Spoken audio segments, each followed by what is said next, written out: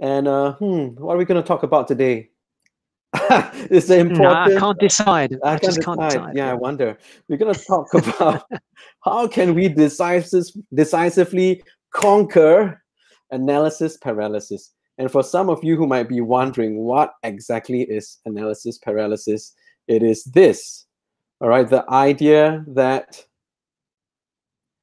overanalyzing, overthinking a situation such that a decision is never taken.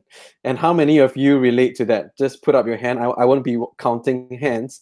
But, Well, I mean, reality, I think we've all done it, and it's about breaking that habit. That's the key, isn't it? Yeah, and I think, we're just so excited about this topic today because maybe people don't realize the cost of not making a decision. And if you can see the little streamer at the bottom, not making a decision is actually making a big decision, right? And there was this funny quote that I saw as well, that the road, is paved with flat squirrels who couldn't make a decision because life just runs over you.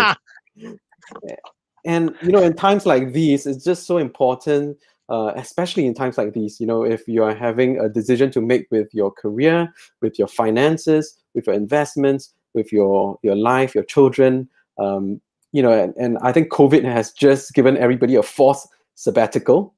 And it's a time for you to really clarify. And I was just sharing earlier with a friend that if you just revert to life the way it was, I think we would have missed this big opportunity that the universe is trying to tell us about how we want to shift our lives to be more intentional about where we want to go to.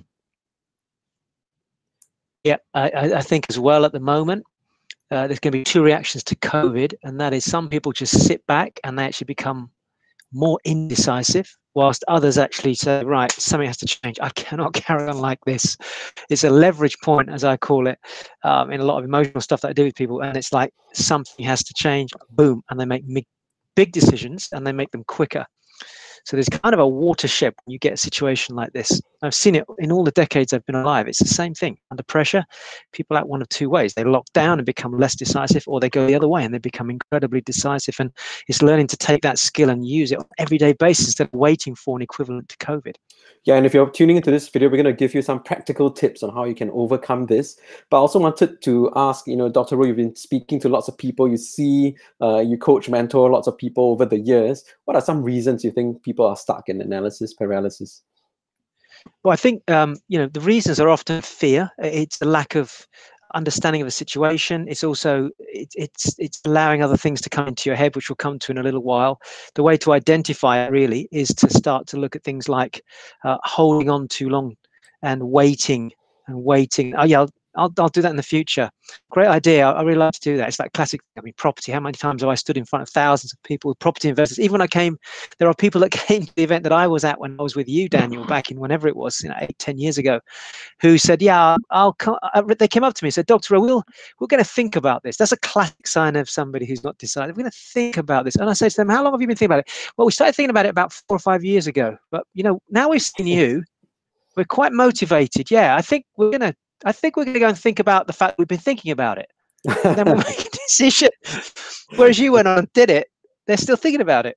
So that's a classic sign. It's that whole telling yourself, I'm going to think about it, and allowing other people to influence you to do that as well. Yeah, and I think we see that especially coming up in career choices as well. People might have taken bold steps either within the company to make decisions, in terms of maybe changing a department or whatever, moving in the direction that they're more passionate about, perhaps. And 2, 3, 4 years have passed.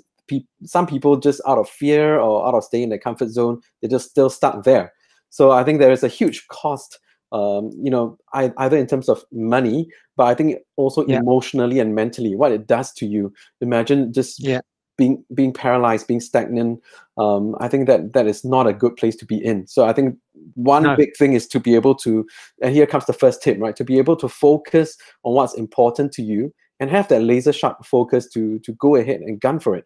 Because all the other things, a lot of times fear or it comes from a lack of knowledge or lack of being educated on what exactly are the parameters. And you see this even with people who are analyzing investment opportunities. They're like, well, what if this and what if that? And there's a list of maybe 20 what ifs. And the truth of the matter is you can never wait for all the traffic lights to turn green before you start driving, right? You just have to go. And Yeah. if you hit a roadblock, you hit something, you just move around it. That's not to say Well, then you learn to deal with that more decisively, those blocks. And yeah. what Daniel's doing here, and just to help everybody while you're watching this, is you've got to learn to identify something first, like indecisiveness. Then you need to understand the consequences of it. If I was actually coaching you, or Daniel was, it would be, okay, let's identify it. Let's look at the consequences of that, and then look at a way to overcome it. So he's jumped straight in with all three in a row there. I'm just going to back up a little bit and say another way to identify it, because if you're watching this, you may not have got how to identify it from the first part of this conversation. But easy things are logic, using a lot of logic to make your decisions, constantly analyzing everything from a logical place rather than intuition place, allowing the influence of other people to stop you making decisions. That's another great sign to look for. And certainly when I come over to Asia, I find there's a lot of analysis of things. And I mean, correct me if I'm wrong, but that's certainly my observation of the nature of people there. Because you're incredibly good at looking into the detail of things, breaking it down with numbers. You blow any other country or part of the country or the world out. I mean, literally, when I come over to do property training over there, it's really interesting because I'm showing a set of slides, and in Singapore, Hong Kong, people get it straight away. Whereas in the UK, they're still sitting in their calculators 10 minutes later. So you're really good at analyzing. The challenge with that is if you emphasize your whole decision process on that only, that can hang you up. So just please be mindful of that. It's really important. And as Daniel said, if you focus in, that helps you overcome the consequences. Consequences could be relationship breakups, health being affected because you take too long to make decisions about things with your health or relationships, your financial. I thought about getting into property. I've waited, and now it feels like it's too late. It's never too late, by the way, but it feels like it's too late. So think about personal consequences, financial consequences, emotional consequences, and health consequences if you drag something on too long. Yeah, I mean, just to cite an example on what I was talking about, and I think you know this, right? Through the years, I've also developed a system that allows me to be able to make a decision on a property investment within 24 or 48 hours. Yeah. And it's like, you buy a property, wire funds over, and it's not about just, do I like this property or not? But there's really a structured system behind it that allows me to be decisive. So it's not about giving care to the wind, not being doing a due diligence. It's about knowing exactly what due diligence you need to do. And I know you're going to cover this in a short while about tuning out the rest of the noise, because somebody I was talking to today, they were asking about what about the taxes, what about the laws, and these are really important considerations, but you first of all have to know. That's education now. So to some extent, there's a good point here. If you invested in yourself, the education, which you've done, that allows those decisions to be more effective, which is what you do now. Absolutely. It gives you that confidence and the clarity to know exactly what is important and what is less important. And if there are risks, how to mitigate that. Yeah. And some decisions are decisions that you have control over, and others you make a decision, but there may be a bigger influence on that as well. So there's micro decisions and macro decisions. And I think the importance of the decision is important to understand, because remember, the bigger decision, the more impact it's going to have on your life. Where do you go for dinner tonight is not as important as, should I go buy a property? Should I invest in my family to buy a new home for myself? Should I go into the stock market? They're bigger decisions. So they take a different type of mindset to it as well. So, you just talk about tuning out the noise. That's a very good point. So that would be probably number two. Daniel said focus. Number two for me would be tuning out the noise, because there's a lot of noise from other people. Social media, friends, text messages. Oh, well, I was going to do it, but my friend texted me and said I shouldn't do it because he read this or she read that. And just based on one little message, people then make a decision not to do it. And then years later, regret that. So I think it's important to tune out the noise, go back to what you talked about, which is an educated part of the process. And then my other point I would add here, I know there's other things you want to add to it as well, but would be then to go with your intuition. So if I've got somebody being negative here, but my intuition is saying, this is the right thing. You've analyzed it. You've been wanting to do this for years. You put it off before. Now's the time to do it. And then other friends saying, don't do it, doctor, don't do it. You have to sort of say, thank you very much, but they're not the same path as you. They're not on the same education path, the emotional path. They're not going to walk in your steps in the future. They're not going to feed your kids in the future. It's your decision. This is what you had to do with Joe when you made the decision to get to real estate, and you stuck with it.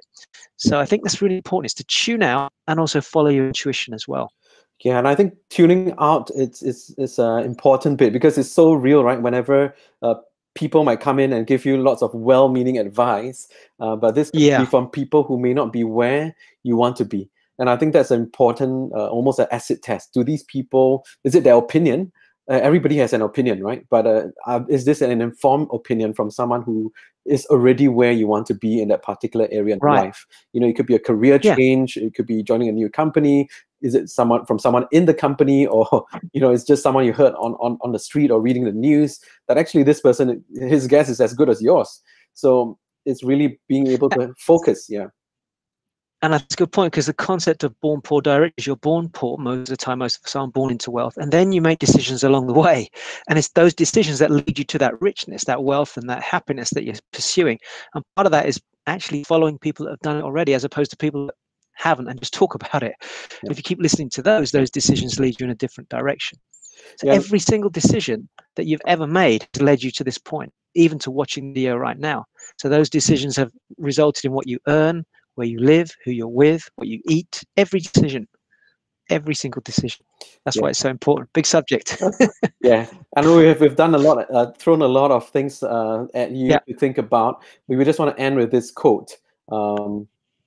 I'm just gonna put on the quote for us here.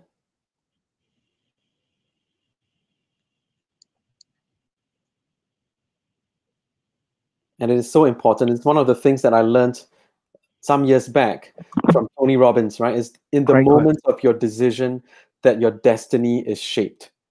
And, you know, whatever you're aspiring towards, you know, let really your destiny, what are you really destined for? What is in your heart? What is in your intuition, as Dr. Rowe was saying, to guide your decision? Because only you know what your true north is. Don't let the opinions of other people come in and cloud that. Don't let fear be what rules you, but be absolutely clear and take bold steps. And you can do that today. Don't wait till tomorrow or someday. There's no someday this in is the your calendar. life, not some guy that you saw on Facebook that happened to put a comment. This is your life, or somebody that twittered a message. Make those decisions. Great chapter to read if you haven't read it. Book called Think and Grow Rich. There's a chapter on decision making. If we get a chance, maybe we can do another live on that. Great quotes out of that. But well worth a read. Absolutely. So for those of you who have questions, comments, feel free to pop us an email. Visit our website, bornpoordirect.com. So and be decisive. Be decisive about it. Do it now. Don't think about it. And we'll see you in the next video. Take care, everyone. Thanks, Daniel.